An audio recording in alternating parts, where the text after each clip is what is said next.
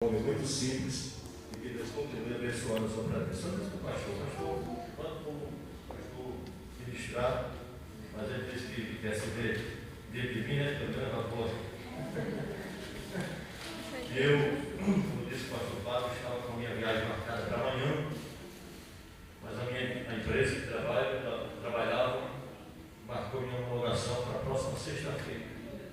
E eu disse que hoje descer lá na Bianca para remarcar para a próxima segunda-feira. Eu queria ir na sexta, mas aí as condições não davam para viajar na sexta. Estou com saudade da minha família, dos meus filhos, minha esposa, e louco para chegar naquela terra abençoada. Aí, Mossoró, então eu peço as orações dos irmãos que orem em nosso favor, para que assim Deus possa estar estendendo as suas mãos sobre nossas vidas. Se vocês orarem, eu tenho certeza que Deus vai fazer o milagre.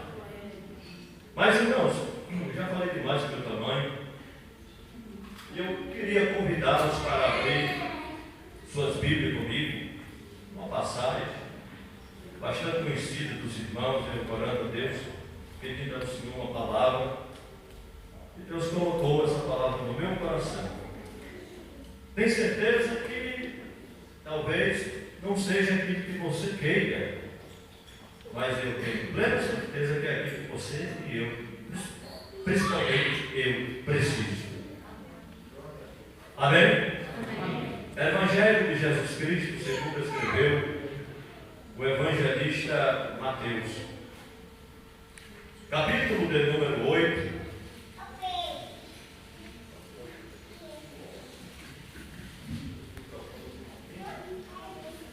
Versículo de número 22. Eu estou aqui com a tradução da linguagem de hoje. Eu arrumei tudo bem direitinho. Já mandei para o Mossoró. Creio que quarta-feira está chegando ali. Uma burocracia tão grande para mandar aqueles negócios. Eu queria nota fiscal de livro que eu tenho que comprar de vida mais de 10 anos. Meu amigo, pelo amor de Deus, não faça isso não. Ele me fez assinar um termo lá. E eu assinei um termo, e todo o meu material valia R$200. Eu disse, meu Jesus, agora colocar uma maneira do que eu tenho que mandar. Eu assinei e mandei. Eu tenho certeza que só algumas Bíblias lá dobram esse valor, mas tenho certeza que Deus está com a sua mão estendida.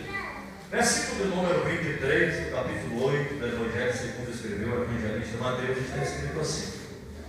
A epígrafe diz: Jesus acalma uma tempestade. Jesus subiu no barco e os seus discípulos foram com ele. De repente, uma grande tempestade agitou o lago, de tal maneira que as ondas começaram a cobrir o barco.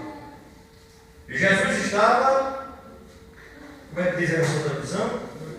Jesus estava dormindo. Interessante, né? Os discípulos chegaram perto dele e o acordaram dizendo: socorro, Senhor, nós vamos morrer. Aí está dizendo: vamos perecer. Por que é que vocês assim, tão medrosos? Respondeu Jesus. Como é pequena a fé que vocês têm? E ele levantou e falou duro com o vento e com as ondas, e tudo ficou calmo. Então todos ficaram admirados e disseram: que homem é este, que manda até o vento e nas ondas? Em outras traduções dizendo: quem é este homem, que até o vento e o mar lhe obedecem? Meus irmãos, esse texto que escolhemos e Deus colocado no nosso coração descreve uma história na qual, depois que Jesus Cristo havia alimentado quase 5.000 homens, ele conversa com seus discípulos e pede para que os mesmos atravessassem o lago. Ou melhor, esse texto aqui me perdoe, é o capítulo 14 que descreve isso. Aqui esse texto diz que Jesus entrou no barco junto com os discípulos. É interessante que Jesus estava tão cansado que foi logo para a proa do barco dormir. Os discípulos estão lá remando, e Jesus está dormindo, mas Jesus estava do lado. É interessante que quando nós observamos o capítulo de número 14 do mesmo Evangelho, está escrito que Jesus pediu para que os discípulos atravessassem para o outro lado, enquanto ele ia para o monte orar. E eu descobri lendo a Bíblia que o segredo para Deus realizar avivamento na igreja é a oração, é o Espírito Santo e é a palavra. Uma igreja que tem oração e o Espírito Santo e a palavra, esta igreja já tem característica de uma igreja avivada. E eu sei que eu estou pregando aqui essa noite para uma igreja avivada, que tem todas essas características. Então o texto diz que Jesus entra no barco e vai dormir. Agora é interessante observarmos, irmãos, que Jesus não entrou no barco por acaso. Jesus tinha um propósito quando ele entrou naquele barco. E aí é onde é que está o segredo da igreja, de nós crentes, que quando ao sairmos de nossos lares temos que vir para o culto com propósito. Tudo que Jesus fez com propósito. No capítulo 14, Jesus tinha um propósito. Ele manda os discípulos e vai orar, porque tinha um propósito. E como é que vamos descobrir o propósito de Jesus? É muito simples. É só dar uma olhada na Bíblia e nós vamos descobrir que no capítulo 14 o propósito de Jesus estava lá na cidade de Gadara. Era expulsar um homem que estava com aproximadamente, segundo alguns historiadores, 72 demônios. Jesus tinha um propósito. Os milagres que Jesus realizara, todos eles tinham propósitos. Jesus só faz milagre na vida de quem tem propósito. Jesus só opera maravilha na vida de quem tem propósito. Só recebe bênção de Deus quem tem propósito. Só é restaurado quem tem propósito. Só é renovado quem tem propósito. E eu tenho certeza que vieram aqui essa noite como eu, com propósito. Qual é o teu propósito essa noite? Qual é o propósito que está no seu coração? O versículo de número 24 diz que depois que Jesus entrou dentro do barco, veio sobre o barco um grande vento. Ora, Jesus estava dentro do barco, por que não o vento? Por que não as ondas?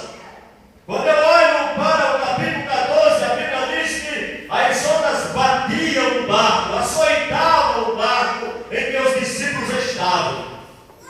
Tem momentos em nossas vidas que o vento sopra contrário. Tem momentos em nossas vidas que o vento sopra contrário. E não podemos dizer que Jesus não está. Jesus está. E Jesus não apenas está, como Jesus tem o controle de todas as coisas. E nas suas mãos ele tem o poder e a autoridade de não só resolver, mas de fazer tudo aquilo que nós precisamos. Jesus está dentro do barco, de repente sopra o vento contrário, diz que as ondas batiam a ponto do barco quase que afundar. Na visão daqueles homens que já tinham experiência com o mar, quem sabe diziam, e o texto descreve isso, nós vamos morrer. Eles não se dão conta de que quem está no barco é Jesus. Tem uma hora, tem um momento em nossas vidas que estamos nessa condições. Nós temos Jesus, mas não demos conta que Ele está bem do nosso lado. Não damos conta de que Ele está bem pertinho de nós. Você pode sentir a presença dEle aí essa noite? Glória seja dada ao nome do Senhor. Então os discípulos começam a se apavorar e ficam com medo. Será que tem alguma pessoa aqui essa noite com medo, apavorado por alguma coisa que aconteceu ou que está acontecendo? Eu quero te dar uma informação. Jesus está aqui. Amém. E eu tenho certeza que Ele vai fazer aquilo que tu precisa. Então eu olho para o verso número 26. Quando os discípulos se dão conta que Jesus está no barco, logo ele vai e acorda o Senhor. E parece que eu vejo Jesus levantando no meio daquela tempestade, sendo despertado pelos discípulos, e reprova ali a fé dos mesmos. Quem era que estava ali? Quem era que estava ali? Eram os pastores, eram os evangelistas, eram os missionários, eram homens que tinham convivido e estavam convivendo com Jesus. Já tinham visto, já tinham ouvido Jesus fazer muitas outras coisas. Então, na minha opinião, eles não tinham motivo para ficarem apavorados. Viam, mas estavam. E acorda Jesus, mestre, acorda, que vamos morrer. Jesus dá uma olhada para eles no verso de número 27. Aleluia, no verso de número 26. E reprovam eles dizendo: homens de pouca fé. Tem hora que às vezes é preciso Deus dar-nos uma chacoalhada. Porque em momentos difíceis de nossas vidas, parece até que a nossa fé se foi. Parece até que a nossa esperança está lá embaixo. Mas essa noite eu venho aqui te dizer que o meu Jesus e o teu Jesus, Ele renova a nossa fé. Ele renova a minha esperança, a sua esperança. E coisa boa é ter esperança. Quem tem esperança aqui essa noite? Aleluia. Quem está guardando aqui em Deus essa noite? Eu tenho uma notícia para você. Aleluia, está num bom lugar e você está esperando. Aleluia, em quem pode dar, em quem pode realizar, em quem pode cumprir o que falou. Aleluia.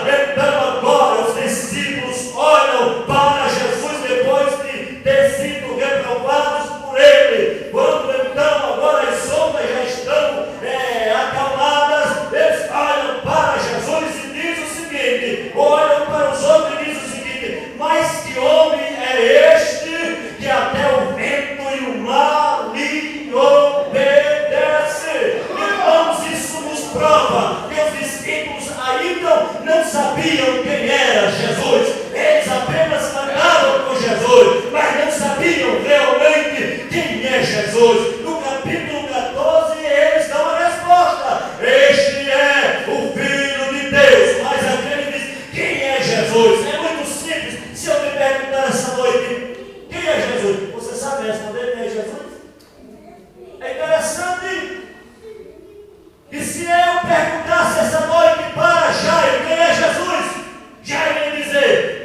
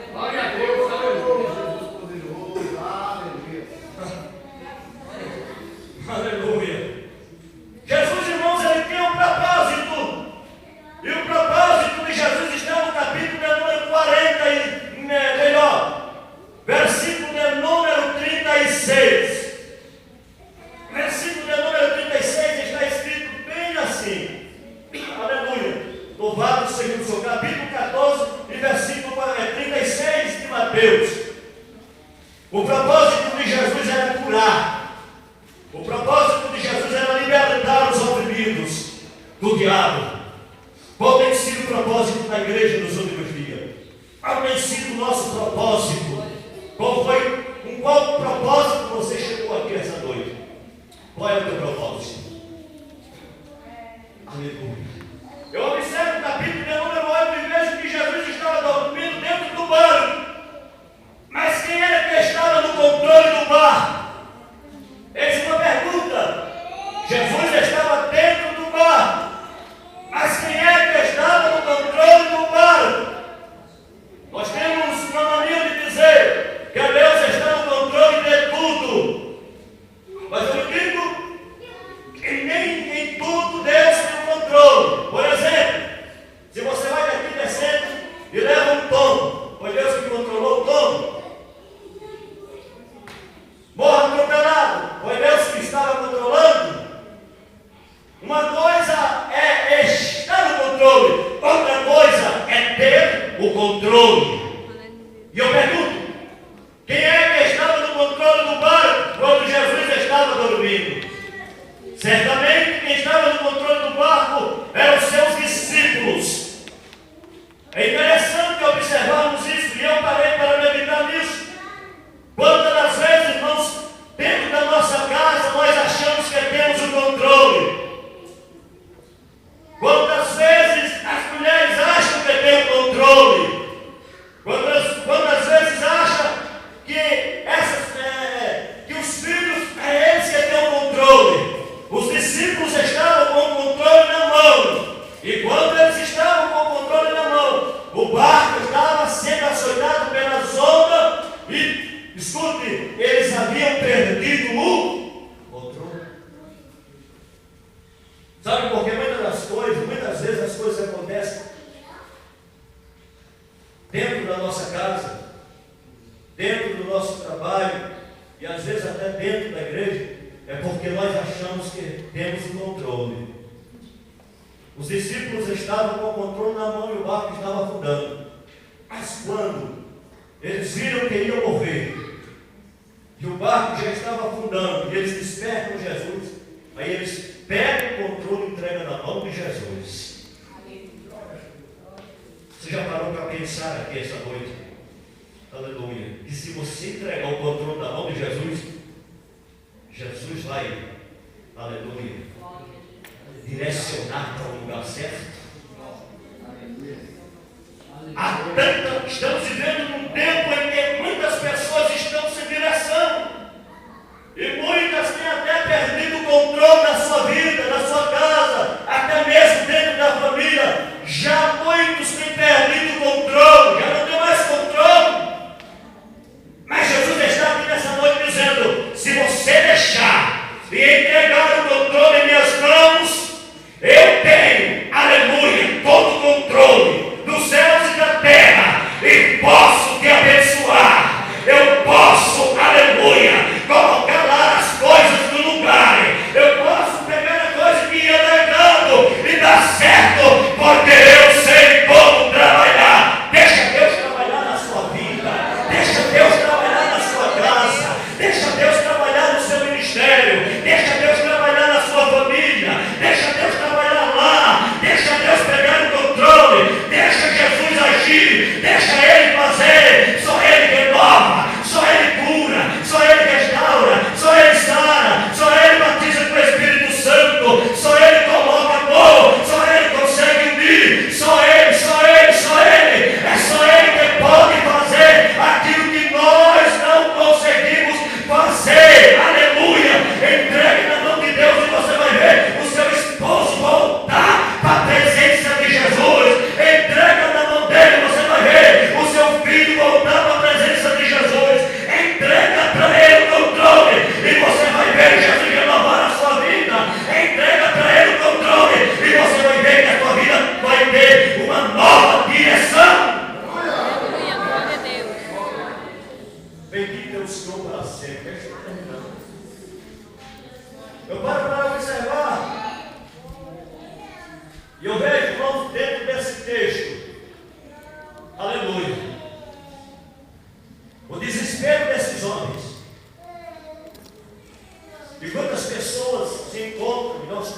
desesperados. Por alguma causa, por alguma razão. Eu estava ministrando esses dias lá na reunião, vou contar isso aqui rapidamente, só para não ter ideia. Foi domingo atrasado.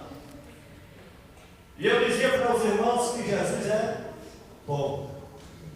E que nós devemos conhecer Jesus. E eu pergunto, quem conhece Jesus aqui? Conhecer Jesus, irmão, é só ouvir através do que a Bíblia está me dizendo.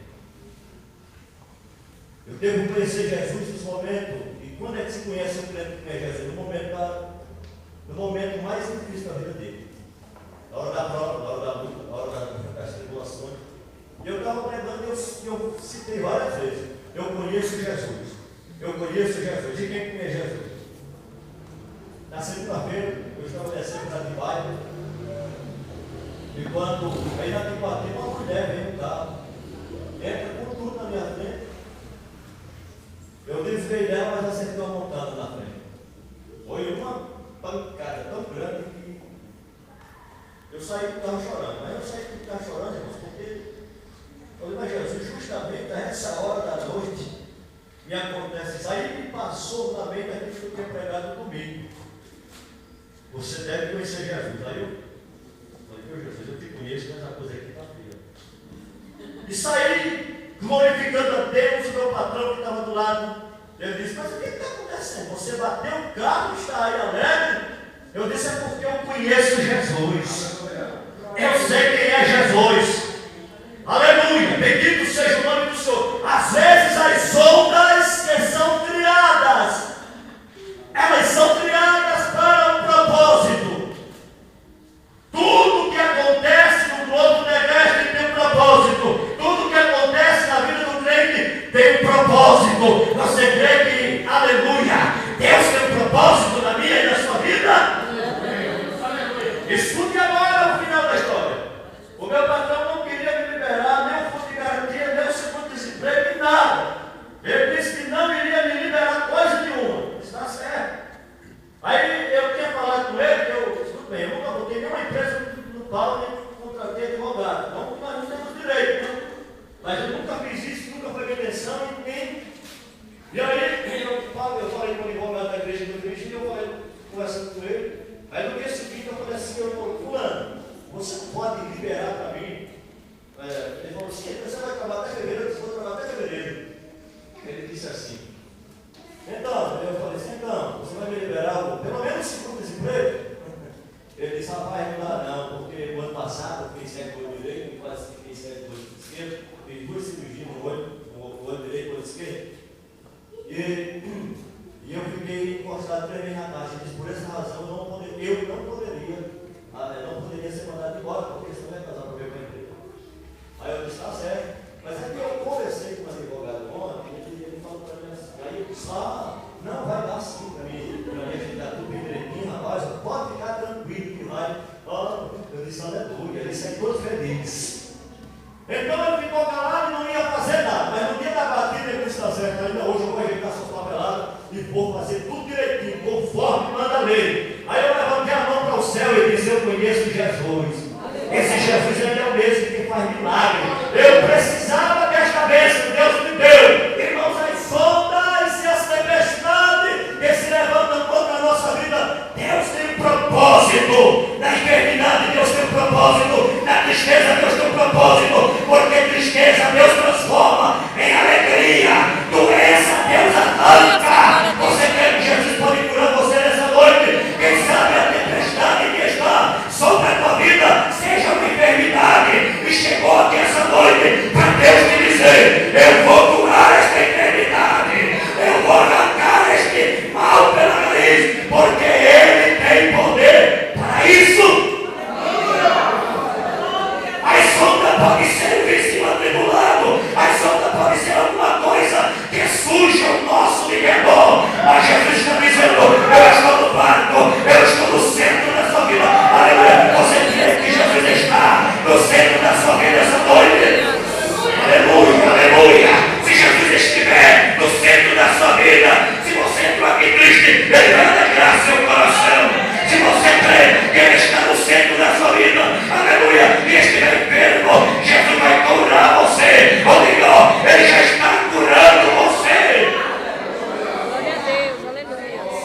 tempestade não vem para matar. A tempestade, aleluia, vem apenas para provar a minha fé. Deus não precisa provar para mim o que Ele é ou o que Ele não é. Deus precisa provar para mim mesmo se eu conheço Ele ou não conheço na universidade. Você conhece o meu Deus? Você conhece o seu Jesus? Os discípulos perguntam: quem é esse? E até o vento do mar lhe obedece. Quem é Ele? Quem é Ele? Quem é Ele? Ele é aquele que ainda salva. Ele é ainda aquele que ainda cura. Ele é ainda aquele que liberta. Ele é ainda aquele que restaura. Ele é ainda aquele que promove o crescimento na igreja. Ele ainda é aquele que une a igreja. Ele ainda é aquele, aleluia, que arranca o mal pela raiz. Ele ainda é aquele que vai curar sua família, que vai curar seu esposo, que vai curar você, que vai restaurá-lo, que vai te colocar de pé e que vai abrir a porta para você. Jesus, essa noite aqui eu profetizo, está abrindo porta para a sua vida. Oh, bendito seja o nome do Senhor. A tempestade está dentro do barco, ou melhor, as águas estão dentro do barco. Não se preocupe, meu irmão, se as ondas estão entrando dentro do seu barco. Aleluia. Se Jesus está contigo e tu tem essa certeza, o barco não vai afundar. Aleluia. Não vai afundar o barco. As ondas não vai fazer você naufragar. Não vai fazer você retroceder. A vitória é para os corajosos. E eu sei que tem crente corajoso aqui essa noite. Aleluia. Bendito seja o nome de Jesus para sempre. Você crê que Jesus essa noite, aleluia, está no centro do controle da sua vida. Ele tem o controle de toda a sua vida essa noite. Você pode acreditar, Jesus, aleluia, que resolver aquele teu problema que parece ser insolúvel. Você pode ver, aleluia, Jesus aonde ninguém consegue ver. O crente precisa ver Jesus aonde outras pessoas não conseguem ver. Eu vejo Jesus na minha vida. É bom a gente ver Jesus na vida dos outros, é bom. Mas melhor ainda é ver na nossa vida.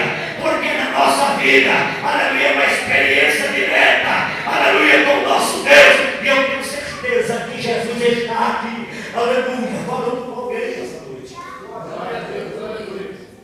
Como é que está o seu barco? Como é que está o sopro do vento? Como é que está a sua fé, meu irmão, essa noite?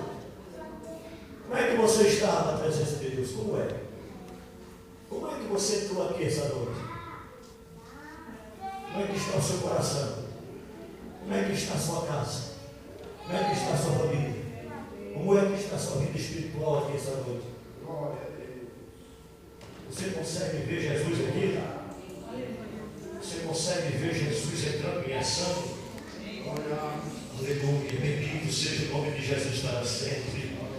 Eu sei pelo Espírito Santo que há pessoas aqui que estão em meio da tempestade.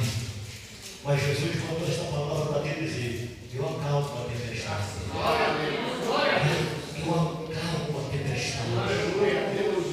O vento está soprando, mas vai haver bonança. Vai haver calma, vai haver paz.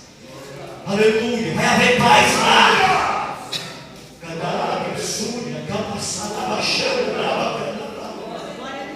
Vai haver paz lá. Porque onde Jesus está, a guerra se transforma em paz.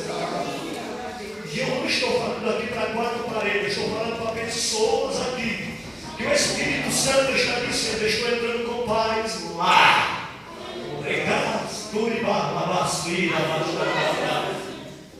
Quem sabe até você disse: eu não vou conseguir. Mas Jesus está dizendo: eu te dou força esta noite. Eu te dou força esta noite. Aleluia. Eu te dou graça esta noite. Aleluia, Senhor, glória a Deus. Quem é que se levanta em meio à tempestade? Jesus.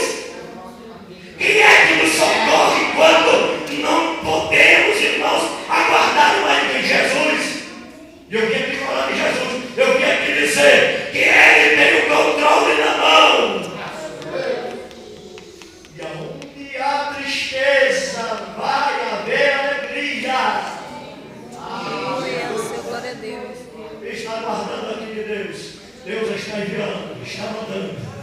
Bendito seja o Senhor, todo sempre. Jesus levanta, se desperta e olha para aquele vendaval todo. E se eu estivesse lá, não dava para olhar totalmente, eu estaria com medo. Mas eu posso, irmãos, pela fé, ver como se encontrava aqueles discípulos naquele momento. O desespero que eles estavam tomados, pelo desespero que eles estavam tomados. E Jesus sabia que, aleluia, que o barco não ia afundar. Talvez você esteja pensando isso. Por quê? É porque Deus tem um grande propósito. Jesus entra numa cidade, já vou finalizar. Jesus entra numa cidade e havia uma briga, uma confusão tremenda naquela cidade, principalmente entre os filósofos e entre os teólogos. Capítulo 8 de João, ele diz que a briga girava em torno da tal maldição hereditária, né? Porque eles vinham para o judaísmo e perguntam para Jesus: mas quem foi que pegou aí para esse fulano nascer cego? Capítulo 11, João, quem foi que nasceu cego? Para que este homem nascesse cego? Eles queriam uma resposta. E o silêncio de Jesus respondeu: não. Jesus disse: nem ele pecou e nem os seus pais pecaram. Isto lhe sobreveio para acontecer na vida dele, ou para manifestar na vida dele a glória de Deus. Talvez você não saiba por que está acontecendo isso na sua vida, mas é para manifestar a glória de Deus. Talvez agora você não esteja compreendendo nada. Mas lá na frente você vai olhar para trás e vai dizer: agora eu sei, porque eu passei por tudo aquilo, porque Deus tinha um propósito. E vai subir camadura na baixada, na bacana amassada. Deus tem um propósito. O propósito que Jesus estava do outro lado do lago era curar os enfermos, era fazer que o capítulo 36 do profeta Isaías pudesse se cumprir. Os cegos veem, os surdos ouvem, os paralíticos se levantam e os mortos se ressuscitam. Deus tem propósito. Deus nos criou para propósito. Deus te chamou para propósito. Deus te deu o ministério com propósito. Portanto, abra a boca, fale, pregue, anuncie, diga, porque não aprende a tua boca. Deus vai realizar propósito. Glória a Deus. Oh, Jesus, tu és fiel, Pai. Uma vez eu vi um pastor dando uma oportunidade para a irmãzinha. Vou contar isso, já vou parar. Acabei. A irmãzinha disse assim: essas coisas acontecem no Rio Grande do Norte, né? A irmãzinha foi uma e disse assim: pastor, eu não sei cantar dela, porque a minha voz tão feia. Aí o pastor disse: meu irmão, você já viu um urubu cantar? Ela disse: não. Então, mas ele louva a Deus, vem aqui, ela minha irmã. Quando aquela irmã abriu a boca, realmente ela não tinha uma voz muito bonita, não. Mas Deus tomou a igreja de uma forma tão gloriosa que até eu naquele dia deu um pitote. Sabe o que é isso, irmãos? É a presença de Deus. Onde há a presença de Deus, Glória a Deus. há milagre. O que faz a diferença na minha vida é a unção de Deus. Tem unção aí? Tem unção aí? Aleluia. Então abre a boca, fale. Nem que seja uma ou duas palavras, uma só palavra é suficiente para Jesus fazer um milagre.